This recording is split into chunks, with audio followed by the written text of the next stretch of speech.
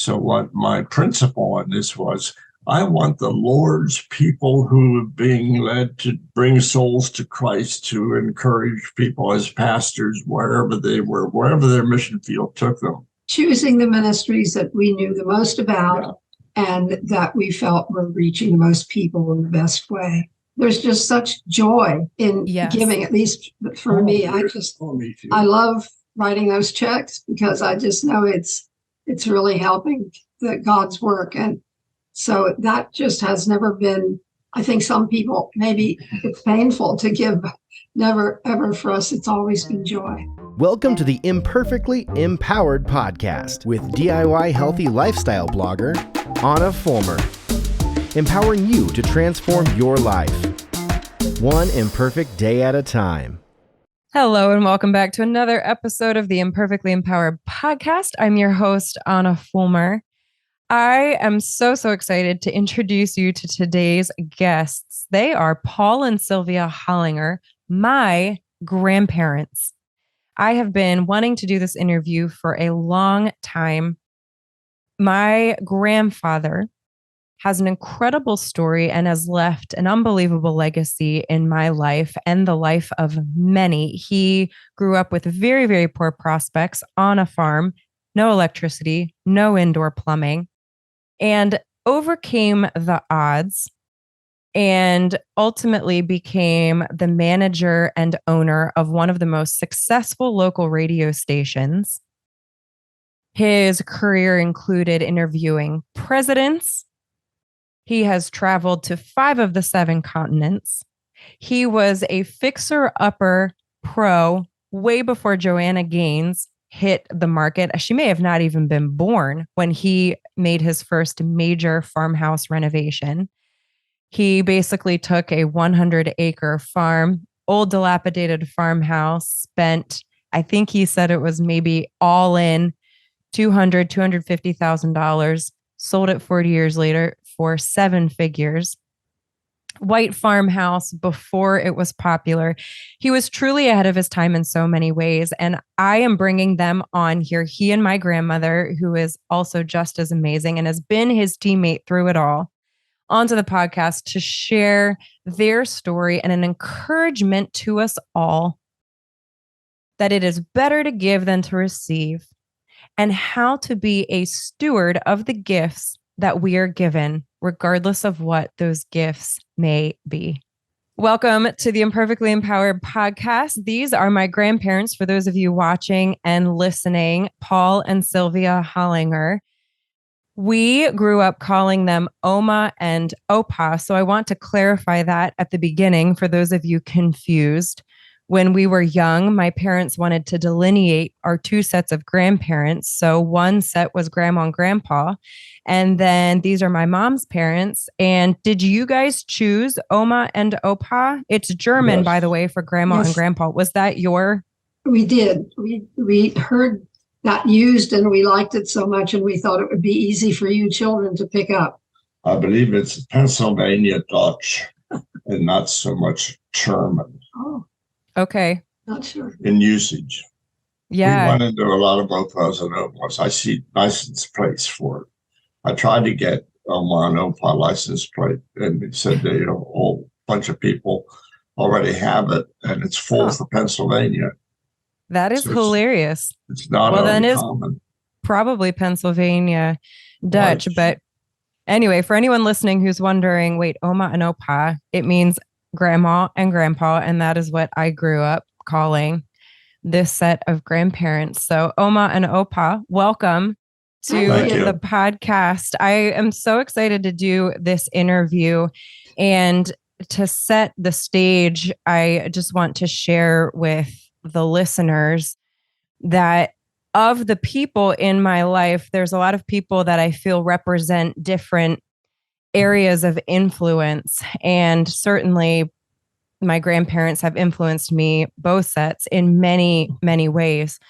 But when I think about stewardship from a financial standpoint, as I've gotten into this entrepreneur world, without a doubt, the primary influence in my life where I think if I could emulate what they have done, and Zach and I both say this, it would be my grandparents, Oma and Opa, sitting before us here. And as I've gotten older and entered this business world, I've realized how similar I am, Opa, to you by nature in certain ways, just the way that we think. And that has been really fun for me to explore as I've left the world of medicine and entered this entrepreneur business. So we're kindred spirits, and I'm really excited to just share how you've influenced me and share your wisdom and story, which is an incredible one. One of the reasons that I'm having you both on here, and for Opa to really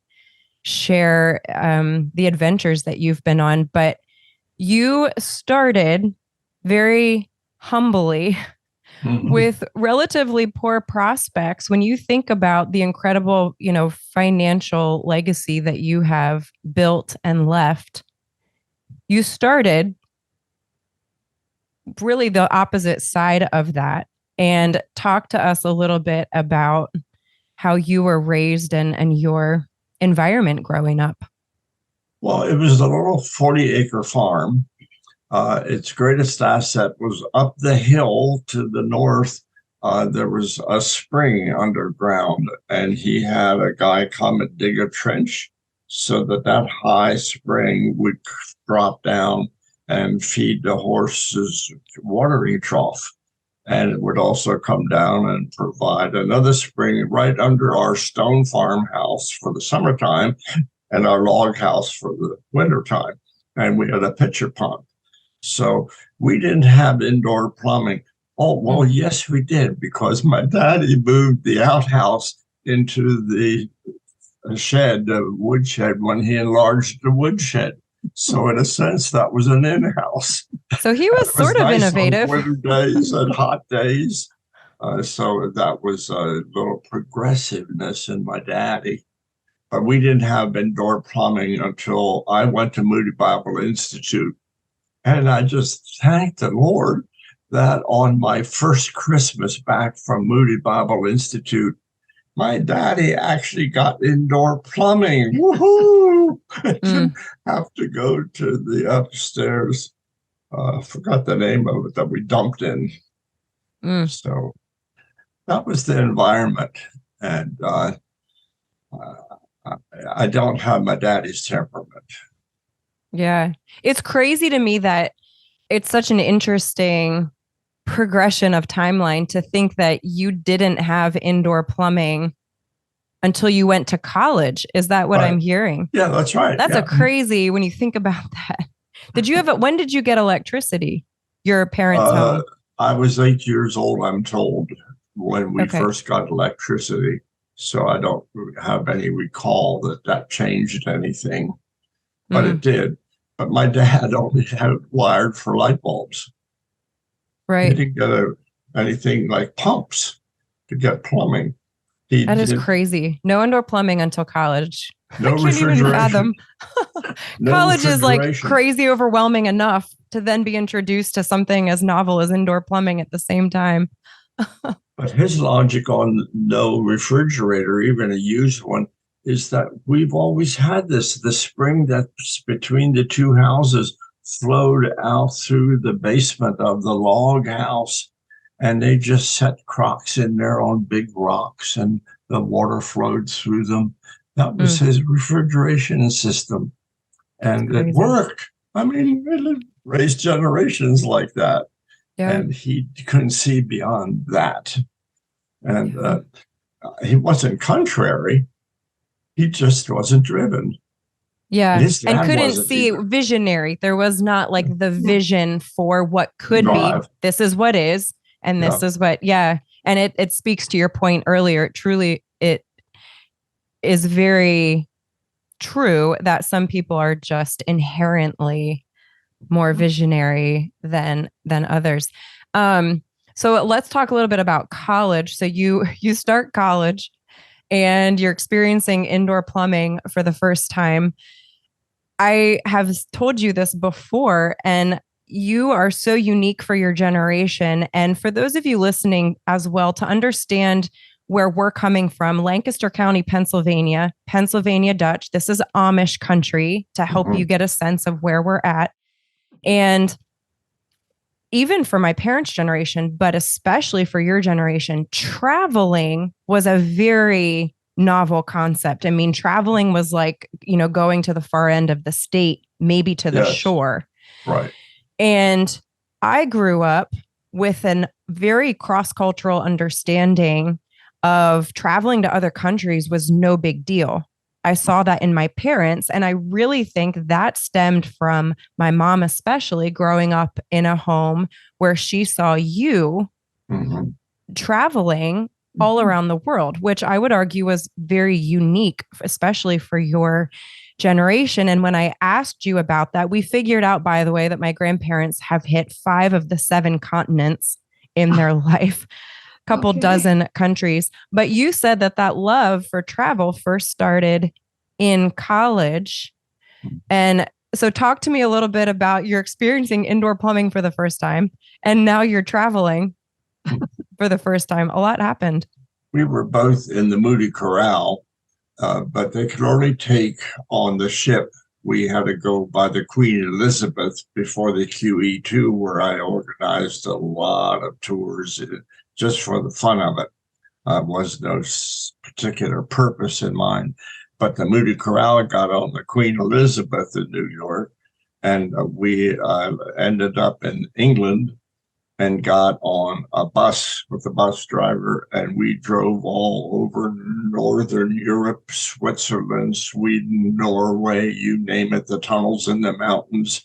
That was all brand new to me. And we were assigned to another student. My student, who was assigned, is like our son Tim, burly, big guy. And we had to share almost single beds at night from the listeners. It was a terrible arrangement for all of that. But I remember one of the first stops in the German country, and the wife and the husband, they had breakfast prepared for me. And then he said he'd pray in German. Would I pray in English? And I said, I'd be glad to. So I lead front, and I'm smelling beer.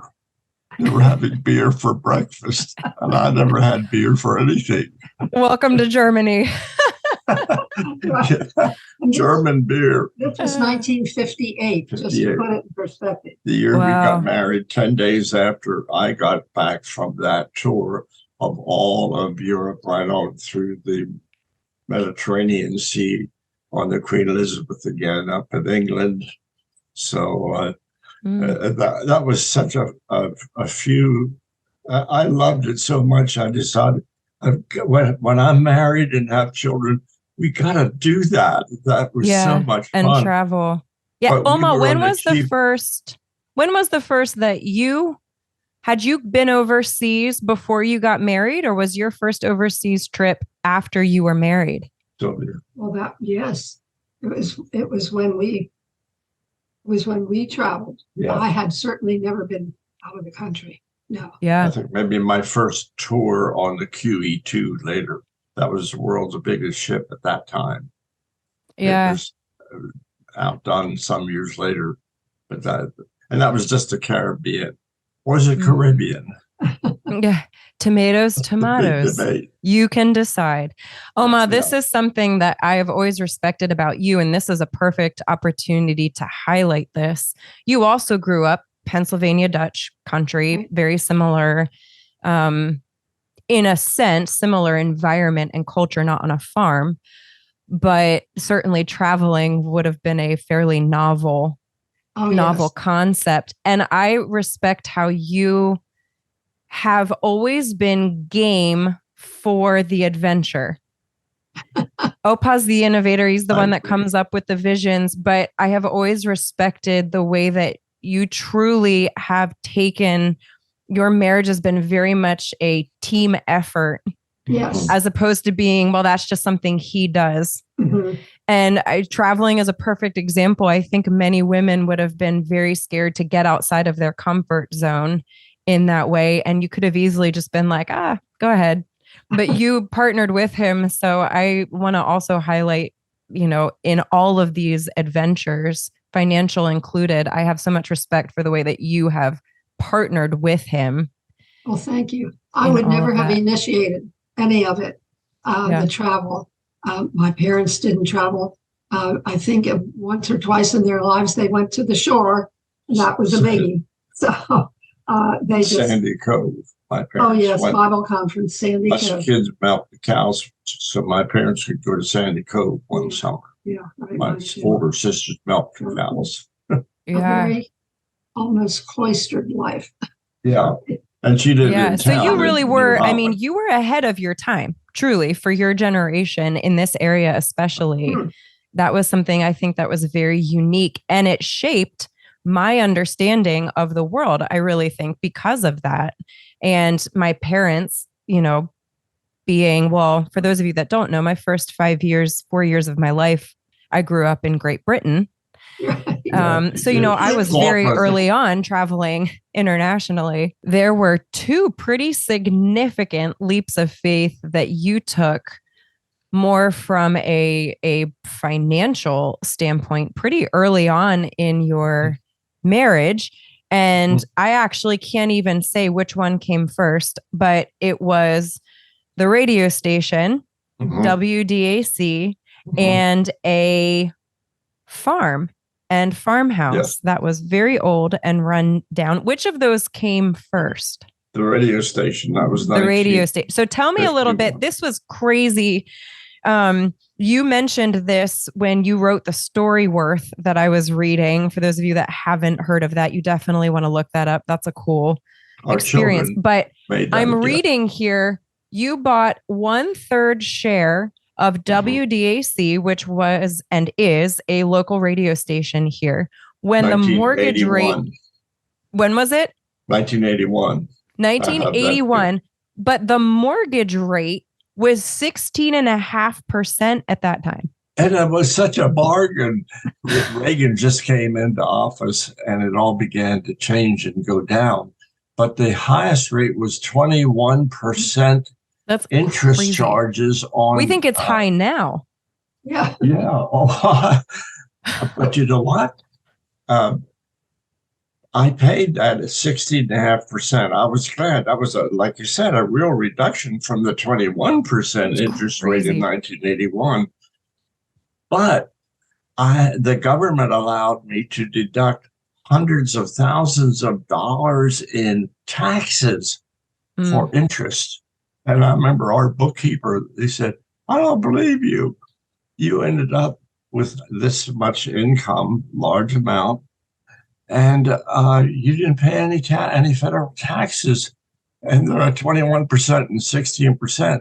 It's because it was for the radio station stock that I was doing it. And at a later time for the farm, which we bought. I love this story because basically you bought 1/3 share of a radio station. Right. At this crazy percentage. There was no FM radio. So now you've got this, this debt that you're trying to be responsible with, but you also need to then expand the reach of this radio station from a business standpoint. There's no FM radio.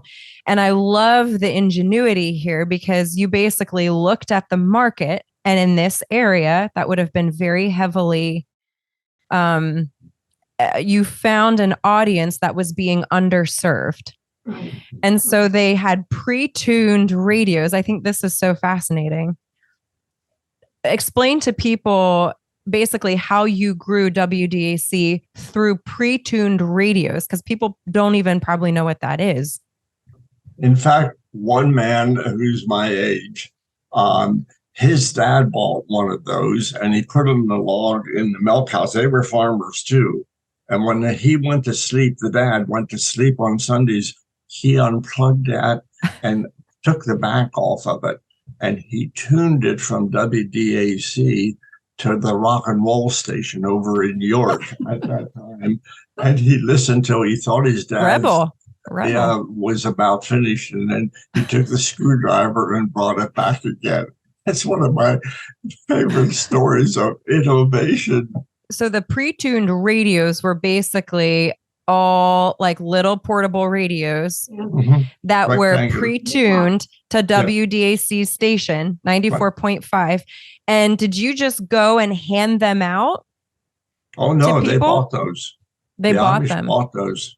And they, not the Amish, the Mennonites bought those, and the Brethren and the all United Zion. I grew up in United Zion Children's denomination. They were buying them too, because they were taught that radio was evil and rock and roll was the big deal just 10 years before that. Yeah. And all those kids were secretly listening to rock and roll. But it was okay if it was a Christian radio station. Is that that was the whole point. That was the first thing that made radio okay. And I decided I'm going to jump in on that. And so down at Baltimore, they hired me to come down and set them up with this new FM station. I was helping people around the country. And it grew exponentially during your years of management. And a part of that role as owner and manager, you did a lot of interviewing on the radio, and governors, missionaries.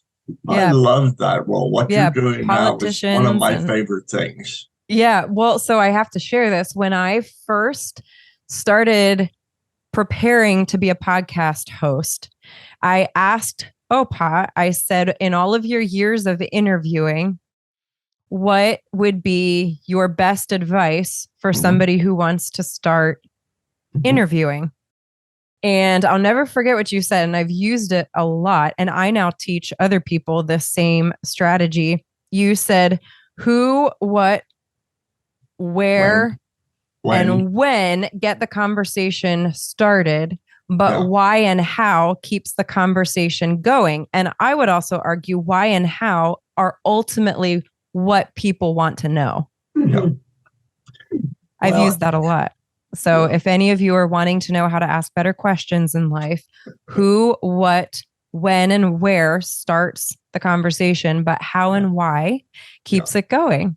So the art of asking better questions. You have the order perfect on that, because those things are more trivial in the beginning, but the how is probably a secret in many cases. They're not going to tell me on that. Right. And you're doing a great job of being other person oriented. If this interview hasn't been very much about you, and I try not to have my interviews with these significant people make it about me. And your interviewee, they pick up on that very quickly. They want to know, is this guy just milking my brains for his benefit? Right.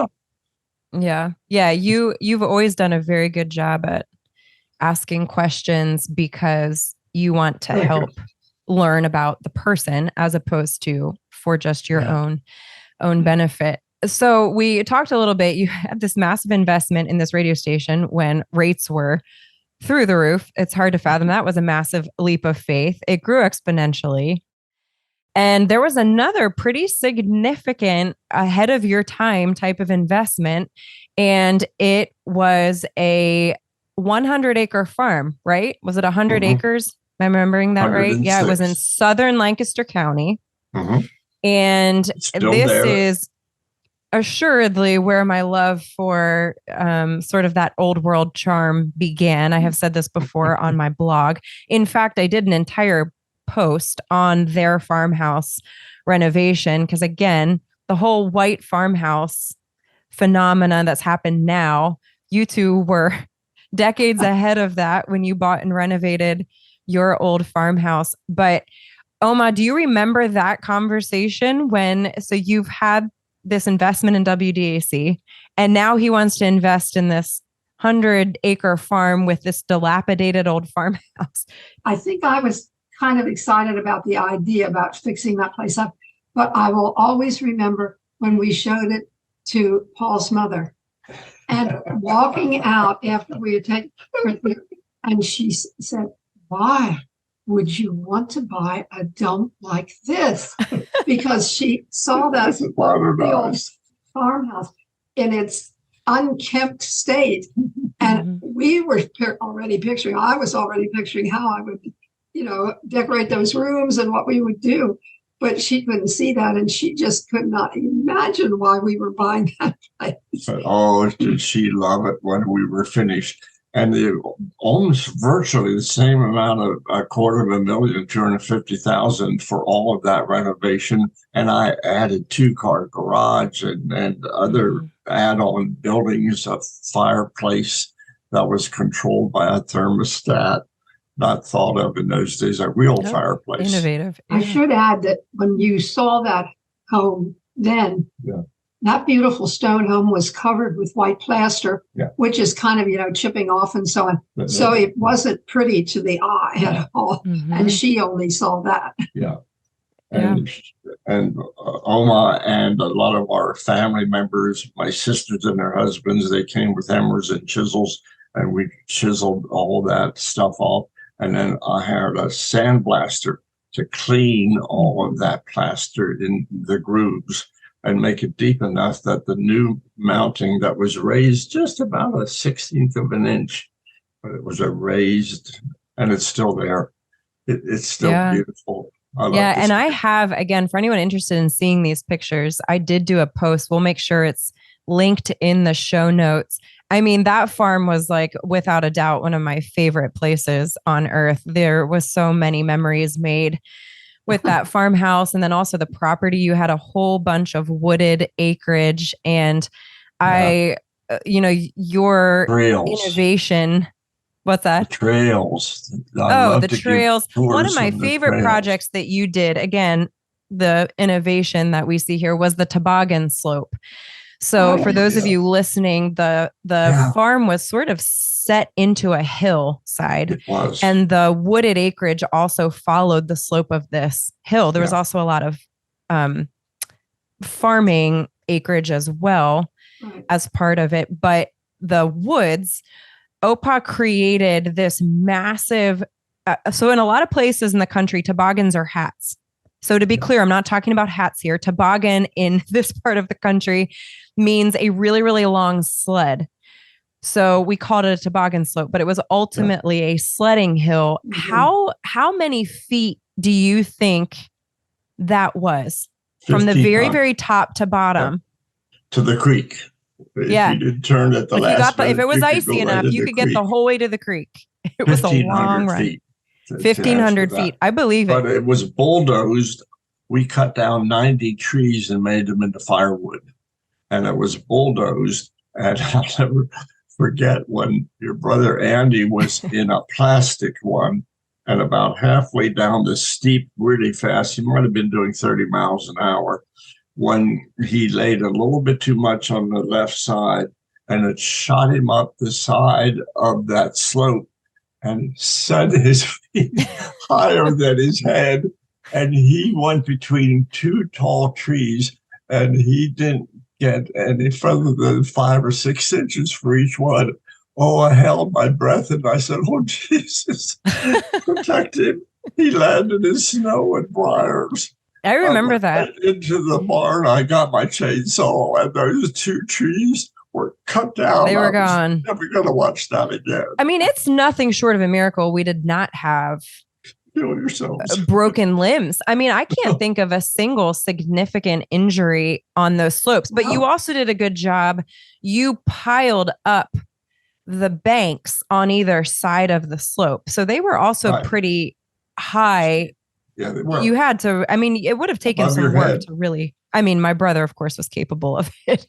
Andy was capable of anything, but for most of us, it would have taken a lot of work to really shoot over the banks. But what I loved is, so then you created this massive sledding hill through the woods. But then what was great is when we'd have friends come, you would get your tractor and you built a box on the back of the tractor so we could put our sleds in the front loader. And then we sat in this box on the back. Yes. Right.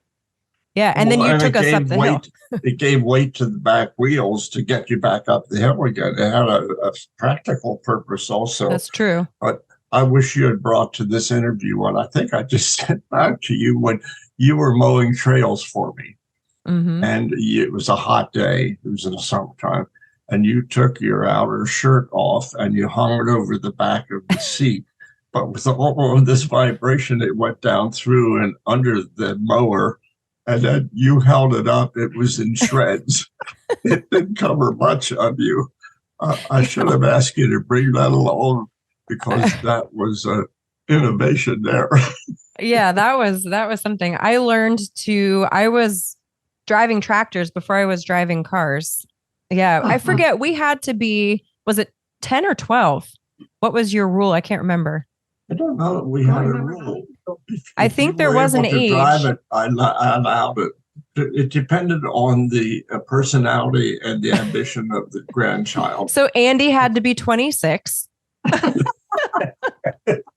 Just kidding. Especially after that trip. But yeah, I was driving tractors before I was driving cars and did a lot of mowing. But I have clear memories. I think you, especially because of the farm, you were the first to really introduce the concept at a pretty young age for us. You would have projects for us to do. So when we would come to the farm, you never forced it on us. There was just an option of, we slept over at the farm all of the time, but you would often have a list and you'd say, here are the projects that I need to get done today. Would you like to do any of them? And then you had the value that you perceived the time would be worth for us. And then you would pay us for completion of these projects. And I mean, I have a very clear memory of that. And again, like we have pointed out, certain personalities latch onto that quicker than others. Yeah. And I was like, yeah, absolutely. I'll do these projects for money. But it was the first memory that I really have of this concept of work and reward. And you were very diligent about making sure that we understood that, you know, with hard work comes reward. It doesn't always result in financial reward, but you wanted to help us create that correlation. And I think that was a valuable Thank you. way of you doing each that. had your own tablet. And in that tablet, there was a time card and it was the date there. And when you came and started, whether you did any good or not, didn't matter. Yep. You were there from that to the time you ended. And then I did the math of the hours times I think it was as high as $15 an hour back at that time. It was quite a lot. I remember your mom, Carrie. For a kid, yeah. Said you're overpaying them. They can't get that at a factory. Yeah, I mean, it was really a great way of, you know, just creating that correlation, even if there's not always financial reward for the work, this concept that investing time in labor, regardless of what it is, will reap benefit in one way or another. So yeah, I have very clear memories of that. And, you know, the farm was just such an excellent example of that vision. And it's so funny, Oma, you mentioned what Opa's mother said, and both of you, this was true of both of you, but I'll never forget when we bought our first fixer-upper, that Victorian. Zach and I had just come back from Baltimore. And I always say we were energy rich, but cash poor. And so we decided to invest in a fixer-upper. And the majority of people that walked through that home were basically like, why would you buy this as your first home? And I distinctly remember the two of you walking through and being excited for us. And certainly it was reminiscent of your own investment in the farmhouse. But again, kindred spirits. Opa, every single home that we bought then, every project, you were without a doubt the only person as excited about seeing the before as you were the after. And I have clear memories, every single home, when we were going to do the basement renovation, you wanted to see the before. And you were as interested in hearing the vision for what I was going to do as you were seeing the after. And, you know, that again speaks to you have always been so intentional about your financial wealth and stating that it's simply yours to steward, given by God, but ultimately it belongs to Him. My listeners have also heard me say many times that money is a vehicle, not a destination. Yes, it's a tool. It's a gift, just like somebody may be gifted at singing. How are you stewarding that gift? Somebody might be gifted at hosting. And how are you stewarding that gift? Specifically talking about stewardship of finances, share with us some of your top principles for financial stewardship. I want the Lord's people who are being led to bring souls to Christ, to encourage people as pastors wherever they were, wherever their mission field took them. And I'm choosing the ministries that we knew the most about and that we felt were reaching the most people in the best way. When I think the takeaway that's so important for people to hear is, regardless of what you are passionate about, be intentional with the wealth. I think that is the piece. And again, whether it be financial or not, but the idea being, be intentional about where your hard-earned money is going to go to. And I think that's a good principle regardless. Is it would be preferable for it to not go back to the government, regardless of where you stand on any government issues. Like, wouldn't you rather that money, if you're passionate about rescuing animals or you're passionate about the environment, then make sure you're being intentional about where that money is going to go on your death. Don't be afraid to think through that, take those extra steps. And again, that idea of intention and living with intention and stewarding your gifts wisely, including financial. There's just such joy in giving, at least for me. I love writing those checks because I just know it's really helping God's work. And so that just has never been, I think some people, maybe it's painful to give, never, ever for us. It's always been joy. There is joy in generosity. And I think it's such an interesting thing that we kind of have backwards, and I've had to grow in this area myself, but this idea that it's like the harder you hold on to your money, there's actually a lack of abundance then that stems from that. And it's literally why the business that I'm creating is being founded on this concept of invest in yourself to impact others, meaning invest in yourself. And I'm going to actually give you back money with the express intent that you are going to give it forward to a mom who is adopting. And you have always been very, very good at this. And I think something, speaking of adoption and generosity, that I want to point out here that I appreciate about you both is when you don't understand something, as opposed to making assumptions, you have always asked questions. So like with adoption, that was relatively unfamiliar to you both, especially international adoption. And so you approached us and you had really, really great questions. Before you gave, you wanted to make sure you understood, how are these children coming about, and what is the process in this country for, children who are orphaned, etc. But then once you had an understanding of what it involved and you felt a sense of clarity, you literally got out your checkbook and wrote us a significantly generous gift on the spot. And the reason that I bring that up is I think there's this lesson to be learned that not only is there joy in giving, but this idea of being willing to ask the questions to gain understanding as well. You guys have been a really, really good example of that, but then being very intentional about acting on that understanding and then generously giving. I depended on her to do the action. I would to actually write, to follow through. Consult her. Greater joy in writing that check than if somebody had given us something. I mean, it just the joy of giving is, you can't explain it if somebody hasn't experienced it. Yeah. And your listeners don't all know Jesus, maybe, but the Jesus that we know, you and I and Oma, he said it is better to give than to receive. And in all of our lives, we've proven that through. It's more fun to give.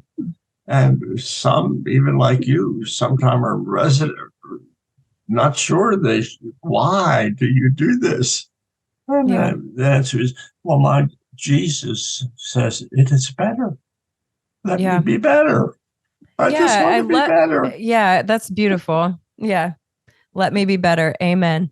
And I think the concept too, that I want to make clear for anybody listening who, I don't want you to feel discouraged. Well, I don't have a lot of money to give. Oh, yes. And I also want to, again, bring this full circle that this concept of stewardship and legacy does not just have to be financial. Mm-hmm. And your gift, what you might have been given to steward, could be something very different. It might be time. Maybe you have an abundance of time. Mm-hmm. How are you stewarding that? What is a way that you can use that to give? Mm-hmm. And, maybe it's music, maybe it's playing the piano, maybe it is, you're just excellent at conversation, and you could use that to go into nursing homes and simply sit with people. Zach's grandfather does this, and I have so much respect for that. He loves to talk. And there are people that are so grateful for him because they have nobody to talk to. And so he goes into nursing homes and he talks to people who have nobody that come and visit them. And so the point is, what is something that you have been gifted with that you have an abundance of, and how can you steward it to give? As Opa said, it is better to give than to receive. So be better. Well, I am very, very grateful for both of you. You have certainly left a legacy that goes beyond just financial, but I'm so grateful for you both. Thank you. And we have so much love for you. And it's been a blessing that my children have been able to build these memorable relationships with their great grandparents, so many of them. And we're so grateful for your intentionality in building those relationships. Thank you for blessing us with them. Yes. They are such no problem. And thank you for being you. During some of this interview, I feel like I'm looking in a mirror. Oh, I can understand the feeling. Yeah. It is mutual. Yeah. And I have so much respect and love for you both. Thank you for coming to the podcast. You're welcome. Goodbye, everybody. Hey guys, Ahna here. If you found this video helpful, then you do not want to miss this video right here beside me on the screen. Click on it. I know you're going to enjoy it. You guys remember, you cannot be redefined, only redeveloped, one imperfect day at a time. Your story matters, and you are loved.